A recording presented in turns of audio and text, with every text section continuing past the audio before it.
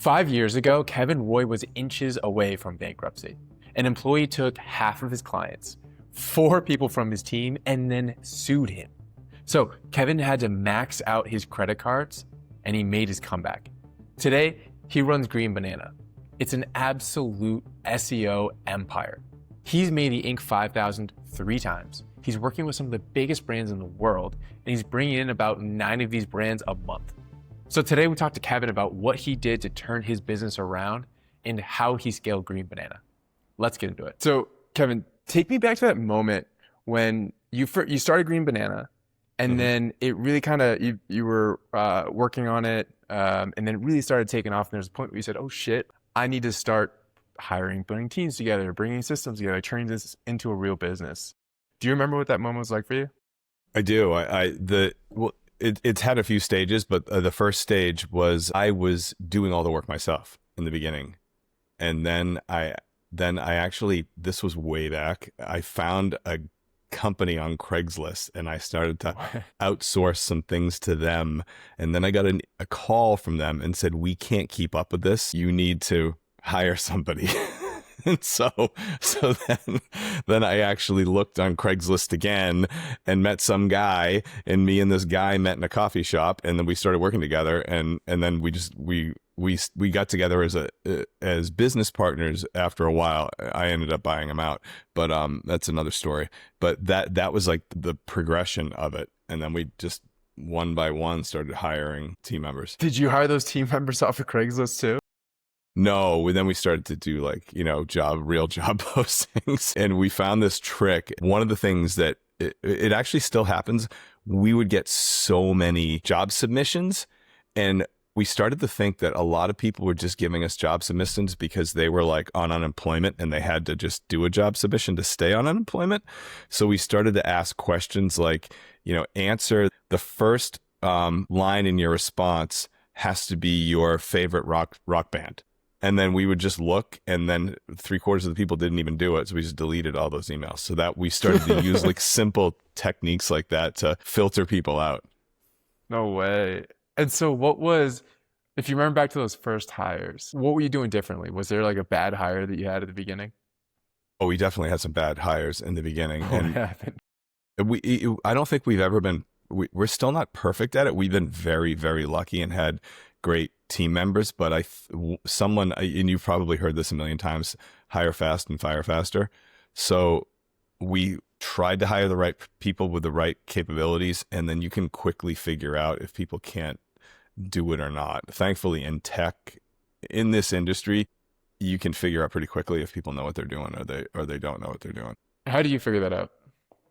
Because they don't do that. Usually, actually, for now, it's someone else in the team saying, this person can't seem to keep up with anything. I think there's a fine line. Some of my best employees did not start off the strongest, but they all tried really hard.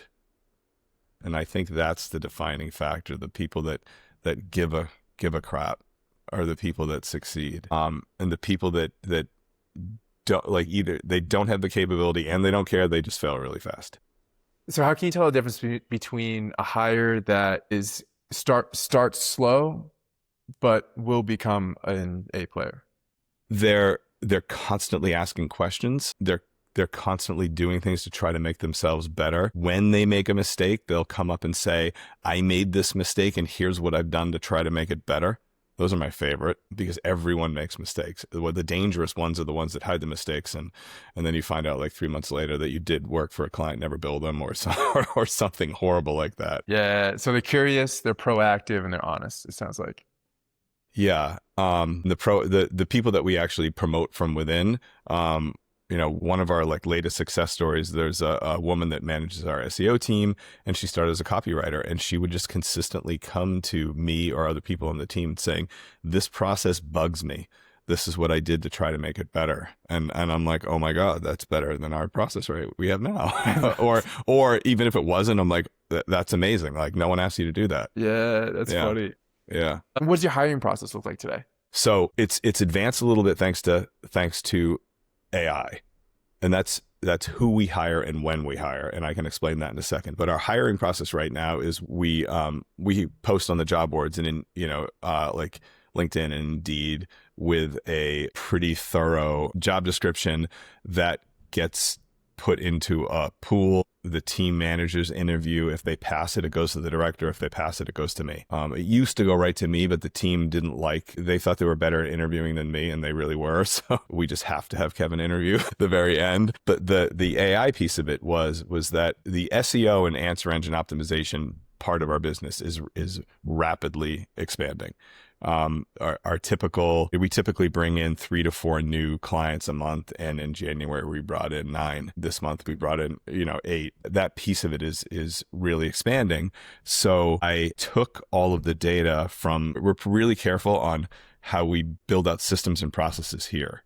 So we use our SEO. If you work with us to do search engine optimization and answer engine optimization, we have a process that we take everybody through, and we know what team members need to do what pieces of the process, how long they have to spend on customer phone calls, copywriting, development, and research. And we have that all put in our Monday board. And so we know that depending on the contract size, how many hours each person needs to do.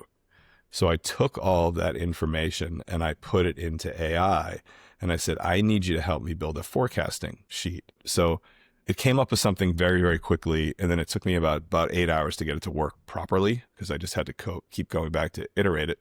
But now I have a multi-tab spreadsheet where I can put in my sales projections and the probability, like, I think I'm going to close this person. I don't think I'm going to close this person. I do all the sales at the company. And based on that probability, I know who to hire. So I'm like, all right, if we have 30, prospects that have done a request for proposal, and I think we're going to close 7 of them have almost 100% probability. If we close those, we need to hire we need to hire 2 copywriters and 1 developer.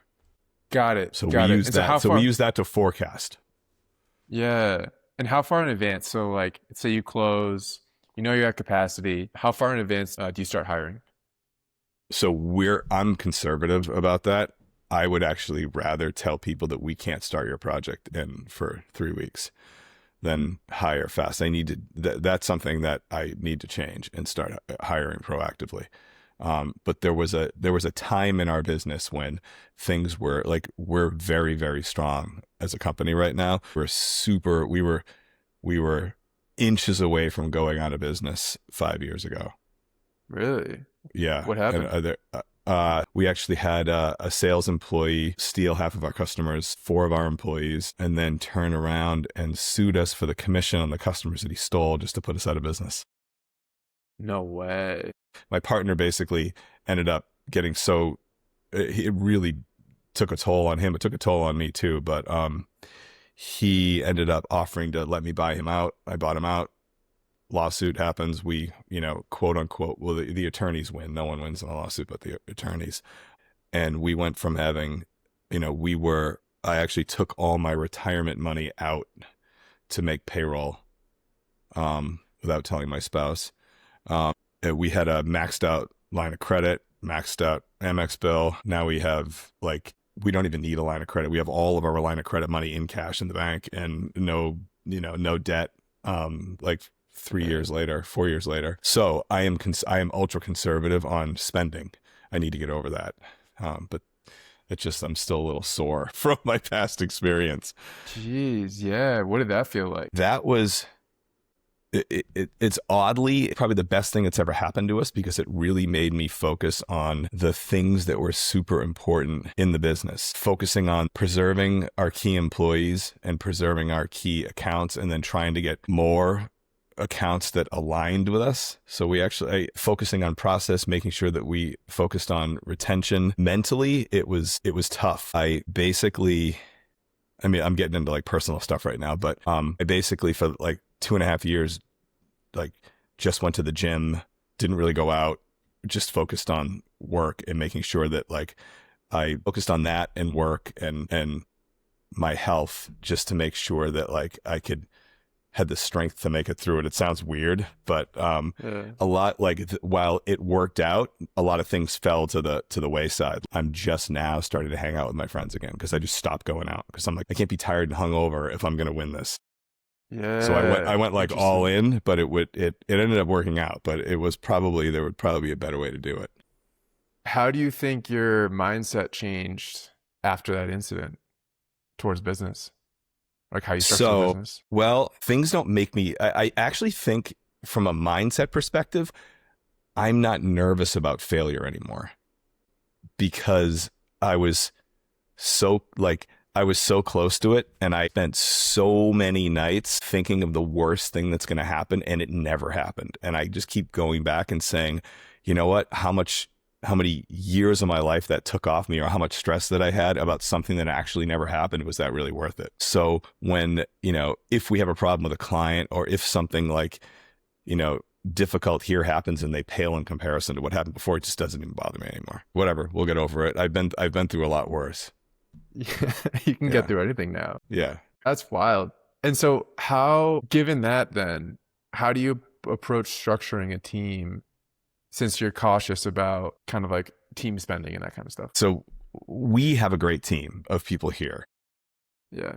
that work really hard. They're all really dedicated. So I'm focused on making sure that they're happy. One of the things that I do as the salesperson is, as hard as it is to turn down a potential client, you can kind of tell if you're in marketing, you can kind of tell if this person is going to be a disaster before you close them. And for me, it's the people that have me redo the contract 6 times, and they're like, I've been burned so many times. I just don't think you guys are like, I'm going to do this with you, but I don't really trust you. It's like, you know what? If you don't trust me before we sign the contract, you're not going to trust me a month in. So let's just not work together. So that part of that, because it puts once the sale's over, the stress goes onto my team.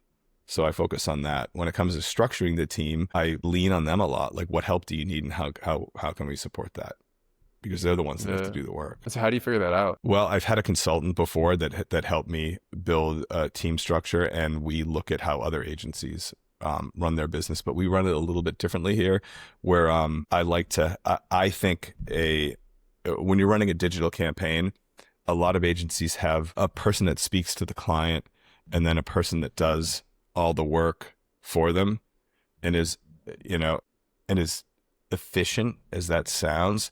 There's typically a disconnect, and also a disconnect in communication between what needs to be done, what you talk about on the call, and what the person needs to do, and also a disconnect between the ownership of it. So we have the campaign managers that talk to the clients.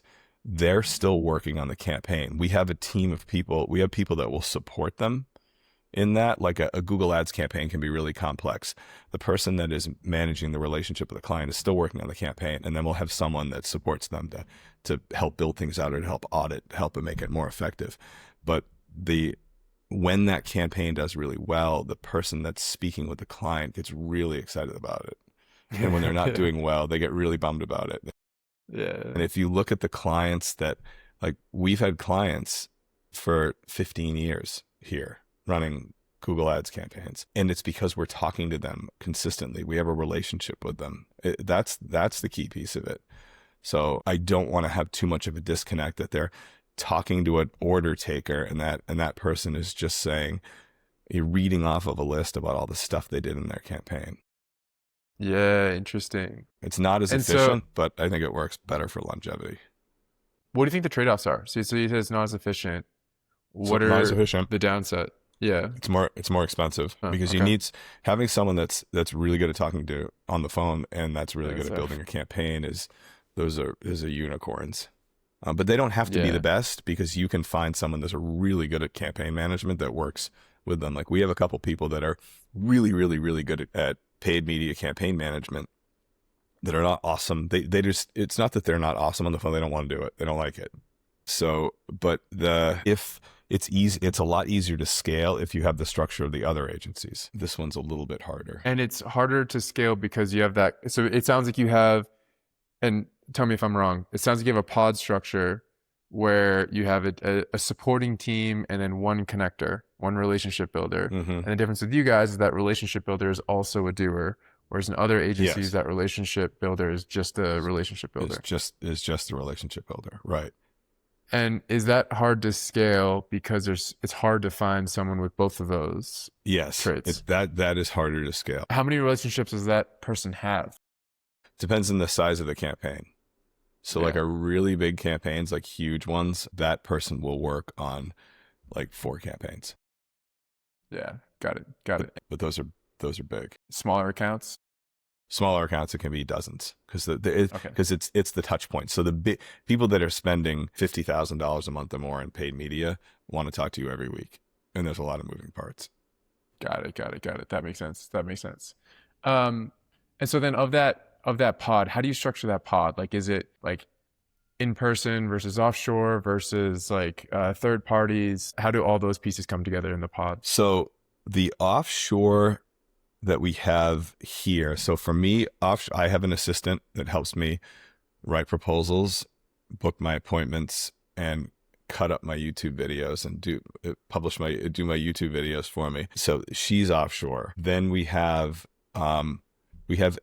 development support for SEO offshore. The copywriters are here, the SEO managers are here, the people that write the code on the pages are offshore, but they have very specific directives. So they're not working with the clients, they're taking directives from the SEO team. Like, here are the pages you need to do, here's what you need to implement for us.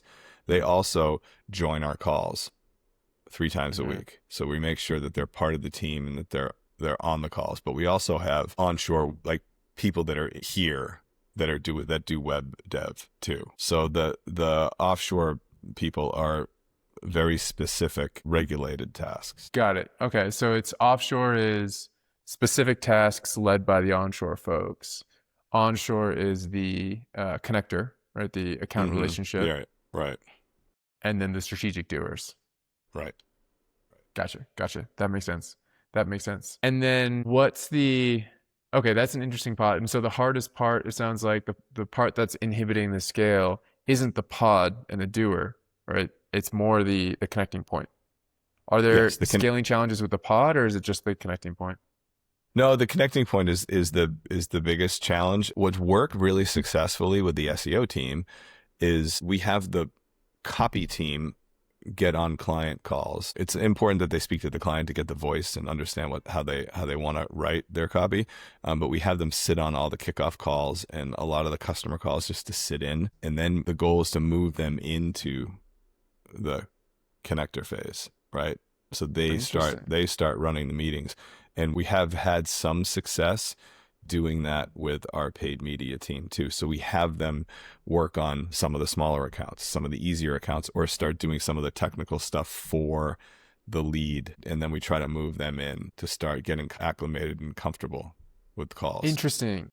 So it sounds like that pod, right? You have the web dev folks and the copy folks. Yeah. And depending on which service we're talking about, but just roughly. It sounds like you have an easier time promoting, let's say, from the copywriters to the connector. Is that what you're saying? And yes, and you get to test them out first. It's also it's cool. The lower level positions, like in the age of AI, and this is not like we have amazing copywriters, but I could probably put a sign on the window of my office saying hiring copywriters, and there would be 3 people in my office within the hour, right? So that is not that position is not super hard to fill. So those are the positions we get a person that's into it, that really likes it.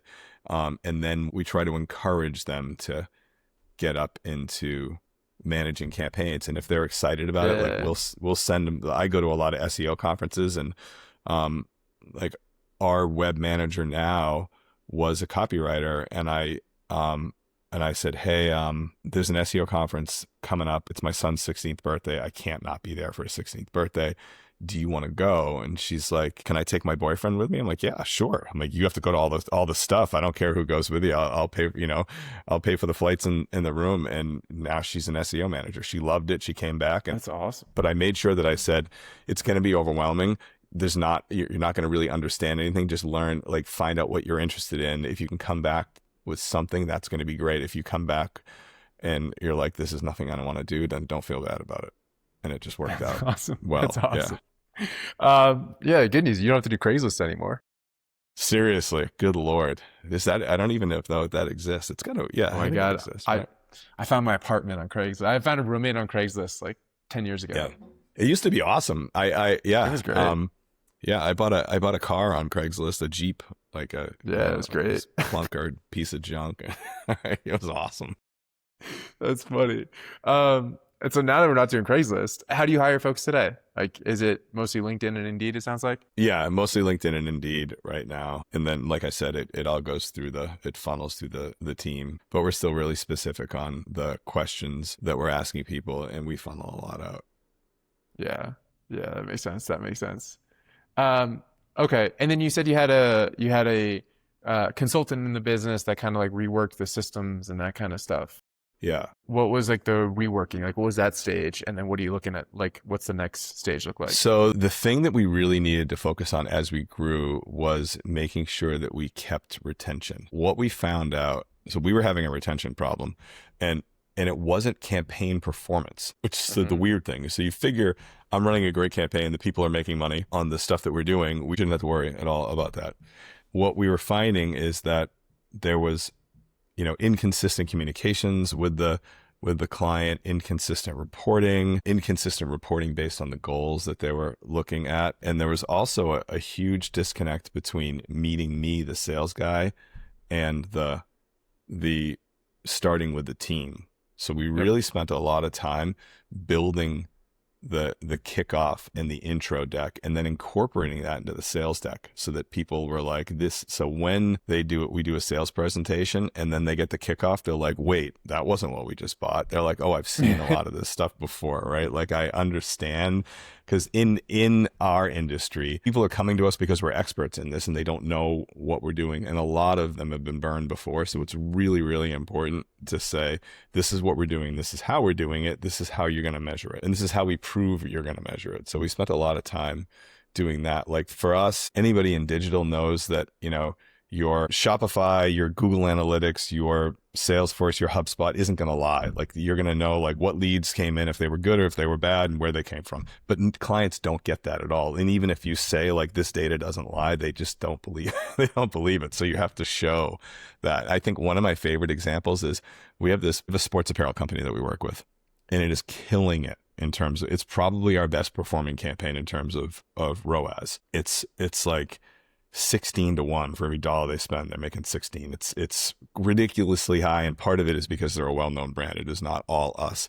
But our reporting, this is about a year and a half ago, our reporting showed all technical data, right? Data that we understand, that we think is impressive, and we think that the client understands. This is your click-through rate, this is your ROAS, this is your like, so we're like putting all these metrics together that look sexy to us.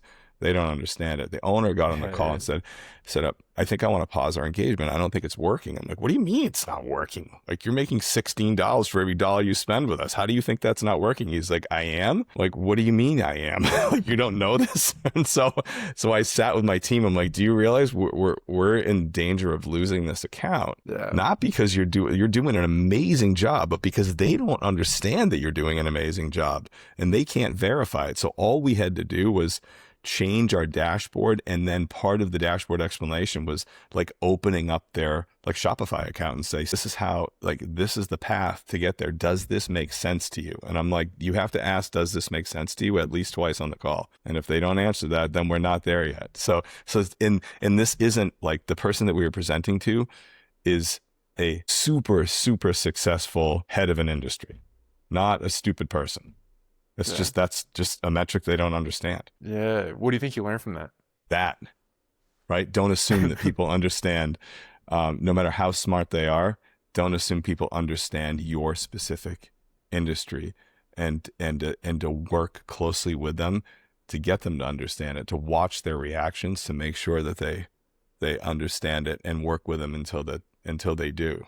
And even if it's not going well, like, we've had campaigns that have not been going well, and the clients stay with us until it does. They love the relationship because they're like, these guys aren't blowing smoke. They're like, hey, this campaign's not going well. Here are the adjustments we're going to make.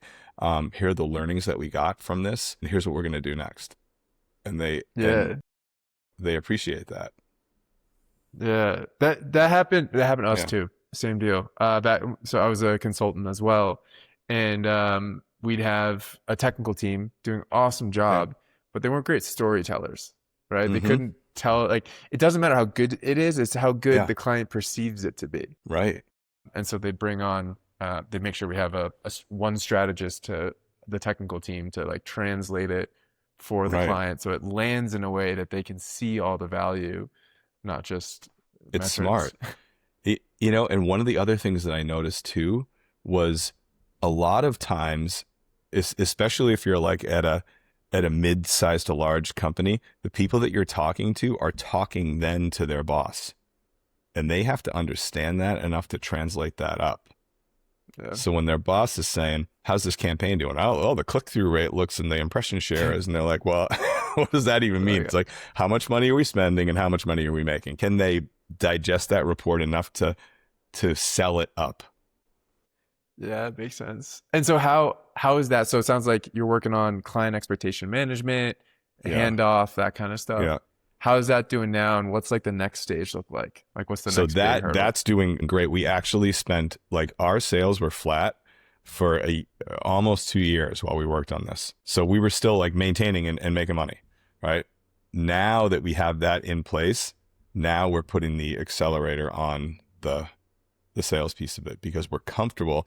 Losing as many clients as you're bringing in is exhausting. It's bad. It's taxing on the team. It's taxing on the salespeople, the person that's bringing in the sales. It's not good for the business reputation. So I wanted to make sure that was as smooth as possible. And it's not perfect yet. It's consistently being refined, and we're consistently working on it and measuring it. But that exercise that we took in the last 2 years has made me comfortable enough to say, all right, I'm going to aggressively start selling. Huh. And so what's the hurdle you're looking at now? Scaling effectively, scaling the team effectively, making sure that we hire really good talent, identifying what makes good talent. I have a lot of closed door discussions with HR about what makes the employees that we have great and what makes the ones that are okay just okay. And I swear the it's the it's the give a crap piece. It has nothing to do with education or age or any other outside body shell piece, right? That's Yeah. that's the piece. Literally, that is the piece. That's the deciding factor. Got it. Got it. Yeah, And so how are you testing for that? it's hard. I mean, you can like just multiple interviews, and I don't think we have it. We're not perfect at it yet. We had a recent hire. He was an absolutely amazing interview, and he lasted 11 days. Really? What happened? I mean, I can't really say too much. It just Yeah, didn't. He yeah. wasn't. I think he just made up everything because he didn't know what he was doing. He came in super wide eyed and like it was like his first time in a computer. I don't know how he got through. So my bad. My bad. No way. Yeah, we're starting to see a lot of AI interview tools. So people will Mm, have an AI responder yeah. while they're interviewing, and so we have to scan for that too. And so we're doing like Okay. an extra test to kind of get around Yeah. that. Yep. I've seen that before. I can see it when It's people are crazy. reading on the other screen, but I'm not that advanced as what you just said. But yeah. Yeah. Yeah, we have like a few different tests depending on the role, but like a critical thinking test. We'll do Mm-hmm. critical thinking, we'll do where they problem solve live, and then kind of like day in the life. So like whatever like if they're getting hired for SEO, like let's look at challenges that they would actually do in your business and then have Wow. them do it live with you. Wow. Because like then you can actually see them think Yeah. versus if you're just asking them generic things, they can have an AI prompt responder up there and Right. respond there. And like Yeah. And it's some going to people sound just, awesome. yeah, it's gonna sound Yeah. great. Yeah. The other trick is with the AI responses, there's a level of specificity. The AI responses that they give, they tend to not to be great prompters. And so Mm-hmm. the trick is in asking questions that unveil specificity issues. So they'll answer too generally. Got it. You ask them about it one level deep, they can't actually answer more because the AI will give these sort of weird answers. Right. Ah, oh, so multi Yeah, steps, right? So it can't see like the multi-step. third step. It doesn't get it. right? Yeah. Yeah. The other big one that AI can't do is your experience. So if you ask your question, first it's like, how do you do whatever? How do you do keyword research? Let's just say. Mm-hmm. And you go, oh, cool. What did you do specifically? Give me one example Mm, that you actually specifically did. It's not going to come out right because like they have no, to like use numbers, name a client, like name right, or name like an industry. right. There's a lot of giveaways. We can jam on this. Yeah, that I could see that would be a giveaway. Yeah, that's really interesting. Yeah. And so what does scaling a team look like for you? What do you got to do? Well, like I said, we're using AI to help predict who we need to hire and when we need to hire them, and that's what we're you know consistently working on making sure when I think we're going to have the capacity, then we start the hiring process. But it's Yep. like I said, it's a little it's not super efficient. It's not what we do for a living. Yeah, got it. That makes sense. That makes sense. Okay, and so it sounds like it's a two-parter where first you need to, all right, now finally 2 years of kind of staying flat, focusing on client expectations and the handoff. Now, okay, now let's put the gas on the sales. See the sales come in a little bit, or the opportunities come in, fill the Hmm. pipeline. From the pipeline, fill your model, and you go, oh, we need these roles. So we'll need whatever to promote a connector because you don't hire a connector externally, right? You just promote the connector. Yeah, yes, unless we might actually start having to hire a connector because of the capacity. But the goal is to promote a connector because they've been in and they understand the systems and they understand the client. Yeah, it's a We can hard teach one. the rest. It is a hard one. We've tried that connector role in the past. And like for a typical account manager, you get whatever 3,000 applicants a role, which is crazy. But the connector one, because you have to bring in those two Yeah, worlds, the TAM, the pool kind of yeah, drops a lot. yeah. So I can see the challenge. I tried in vain. So I am the SEO. I write the SEO protocol here. So I probably spend 3 to 4, like legitimately 3 to 4 hours a week studying a new SEO just because I love it. I'm obsessed with it and I've been doing it for years. But it takes up a lot of my time. So I tried very hard to find someone that could do what I did and never That's found hard. it. It's hard. But I think there's a lot of people out there, but they're all doing stuff, right? So yeah, so am I the best SEO guy around? No, there's other people that are way smarter than me, but they're not looking for jobs. Yeah, and I think there's ways to break Kevin into parts. Yeah, that's And a good so point. Yeah. that's that's the approach we typically take to it is like Yeah. most of if it's hard is because we didn't design it properly. And so like sitting down and looking at like a job is just a bundle of tasks, right? And so Yep, there's yeah. so many different ways we can slice that bundle of tasks. Right. And so we just have to look at what those SEO what makes Kevin so special, which is a lot of things. Write those down, put them on a map, Yep. and then bucket them in different ways. Yeah. And those are all the different That's roles really we go hunt smart. down. I like that. Yeah, but anyway, ranting a little bit. No, it totally makes sense. Okay, cool. And so it sounds like you're big in scale mode, and the focus is scaling the team and scaling the sales. Hmm. Yeah. It's Amazing. exciting time to be in this. I think this is like the golden age for SEO. If you know how to get people ranked in AI, this is a golden opportunity. SEO, and you guys are crushing on the generically call it AI SEO, but it's AEO, GEO, etc. We're doing well. There's a handful of good players in the industry, and we're doing well in it. So That's it's exciting. That's amazing. Well, great. And so, Kevin, how can people connect with you? How can people reach out to you? What's the best way for them? So you can't ask AI this because they'll say I don't care. But if you Google "I just met Kevin," you'll find me. I used to forget my business card all the time, so I just optimized IJustMetKevin.com. Or you can go to Green Banana SEO and find us there. Amazing. Well, thanks for coming on the show, Kevin. Appreciate it. Yeah, this was great. I really learned a lot. I appreciate it. Thank you.